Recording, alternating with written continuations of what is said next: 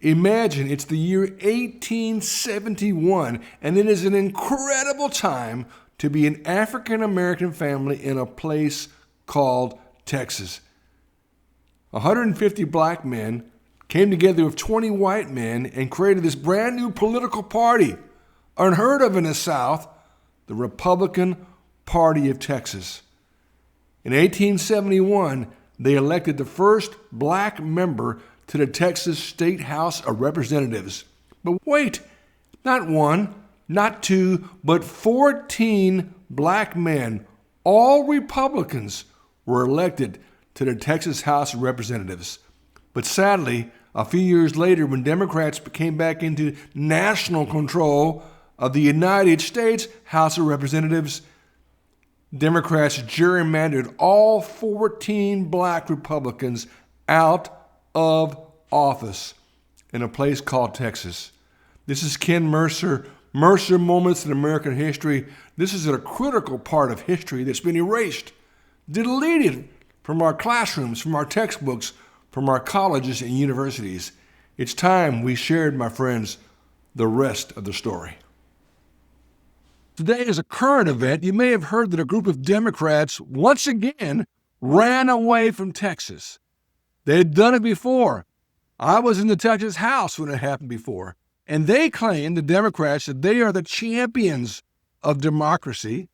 They are fighting gerrymandering. They are fighting voter suppression and voter intimidation. Interesting claim, but I'm going to share true and accurate history and let you decide about gerrymandering, voter suppression, and voter intimidation. My friends, it's the year 1867, an incredible time for black families in a place called Texas. What had happened prior to this time? There had been a trilogy of Civil War amendments passed by Republicans that Democrats tried over and over to kill. The first, of course, was the 13th Amendment of the Constitution, which abolished slavery and voluntary servitude. The Democrats killed that amendment once. They tried to kill it a second time. Republicans finally prevailed. And then Republicans realized that black families didn't have any civil rights because the Democrat Supreme Court, under the Dred Scott decision, said that African-American families had no rights. It didn't matter if you were born free. It didn't matter if you were born a slave and won your freedom. Because you were black, you had no civil rights. The Republicans passed civil rights legislation, which is vetoed by Democrat President Andrew Johnson. Republicans not only reversed that veto, they also brought forth a constitutional amendment, the 14th, blessing black families with basic civil rights. And then President Grant, Ulysses S. Grant, the same Grant of the Civil War, he asked Congress to pass a bill granting black men the right to vote. He worked closely with Frederick Douglass to pass that bill. By the way, on the 14th Amendment, history will prove that every Democrat member of the House and Senate voted no on providing basic civil rights for African-American families. And the 50th Amendment, the right to vote for black men, again, 100% of Democrat members of the U.S. House, 100% of the U.S. Senate voted no. Republicans prevailed. And then what happened was the Ku Klux Klan came about. And President Grant asked for help with that, to help the black families because of the violence, the intimidation, the suppression, those words familiar, of the Democrat Party and the arm of the Democrat Party, which was the Ku Klux Klan. Congress passed the Ku Klux Klan Act, which established a new agency called the Department of Justice. Do you hear what I'm saying? Republicans passed the 13th, 14th, and 50th Amendment of the Constitution despite all the Democrat opposition, and then passed the Ku Klux Klan Act to stop the violence of Democrats against black families. So it was an incredible time for black families in Texas. And what happened? A new party came about, the Republican Party of Texas. And listen to what I'm going to read to you here. The Republican Party of Texas was formed by 150 black men and 20 white men. Hang on to your seats. The Republican Party of Texas was founded by a coalition of 150 black men and 20 white men. There was a national trend during Reconstruction where African Americans were aligned with the Republican Party. In fact, African American men voted almost 100% Republican because of the 13th, 14th, and 15th Amendment of their Constitution. In fact, let me add this. In the 1860s, 1870s, every school child knew two things. Republicans were the party of the Emancipation Proclamation and freedom. Democrats were the party of slavery and the Ku Klux Klan. Do you hear what I'm saying? Every school child knew Republicans were the party of the Emancipation Proclamation and freedom. Democrats were the party of slavery and the Ku Klux Klan. So there we were, 1867 in Texas. Within 4 years, 1871, there were 14 black men elected to the Texas State House of Representatives. 14, all Republican. Again, black men voted almost 100% Republican. 14 elected to the Texas State House. An historic time, has not been repeated since. And a great time for black families. But then something happened.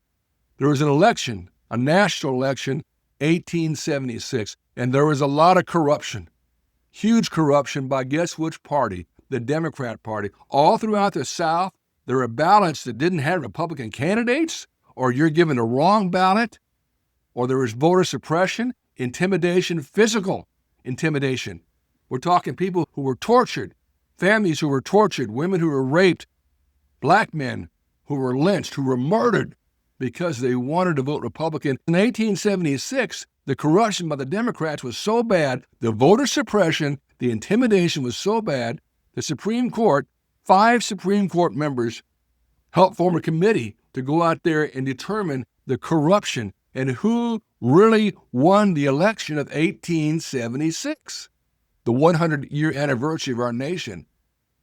And they determined Republican Rutherford B. Hayes won the election of 1876. But the Democrats had resecured the majority of the House of Representatives. And who certifies the election of president?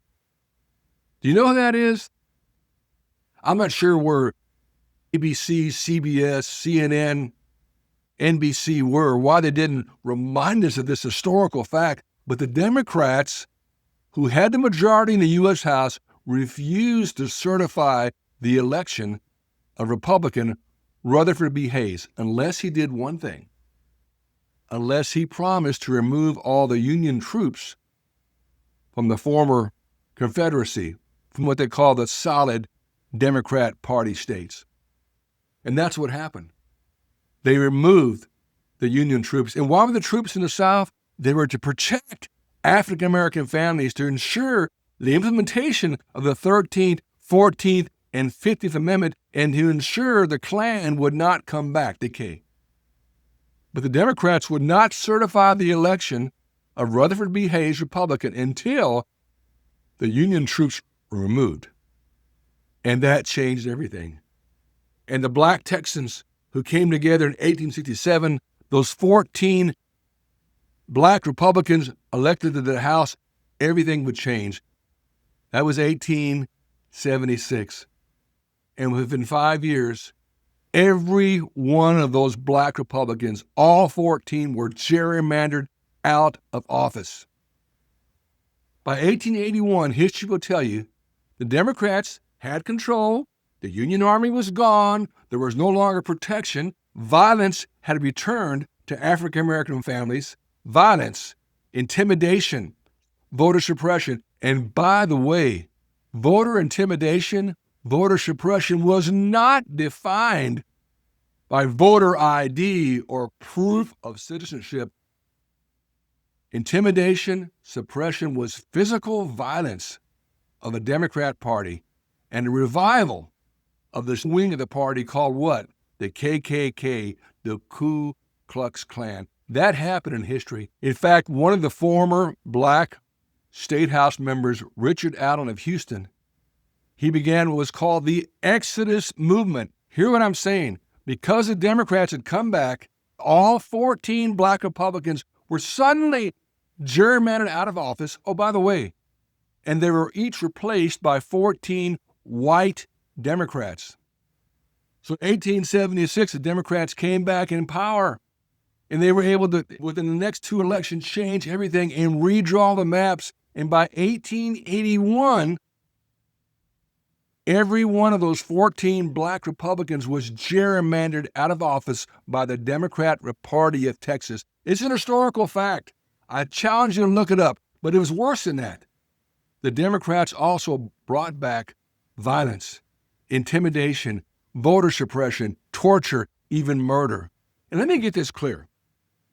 Voter intimidation, voter suppression, the Democrats talk about it now. That was not defined in the 1800s as voter ID or proof of citizenship. No, that was violence. That was physical violence, rape, murder of African-American families. It was the Democrat Party with their newly revived KK. They brought them back. In the intimidation, the physical violence, the torture, the murder. And proof of that, I have one state representative, Richard Allen of Houston. He began what was called the Exodus Movement. You don't hear about that. The Exodus Movement, telling black families you need to move out of Texas and move to Kansas for more opportunity, but most important, for safety of your families. So there you go. I'm going to stop there. Thank you, my friends. This is Ken Mercer of Mercer Moments in American History. I'm going to summarize.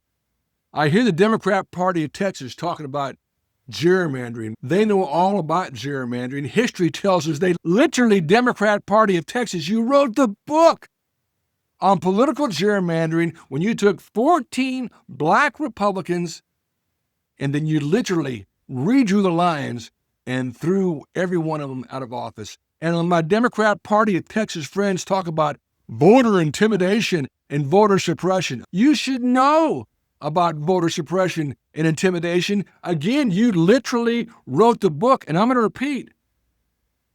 Voter suppression, intimidation is not voter ID. It is not proof of citizenship. It was the Democrat Party of Texas bringing back the evil Ku Klux Klan and the violence, the rape, the torture, the murder of black families to take away their right to vote, to take away their civil rights, to the point where Representative Richard Allen again formed the Exodus Movement, trying to move black families out of Texas for their own safety. I hope you enjoyed today's session. I look forward to more discussions. As always, thank you. May God bless you.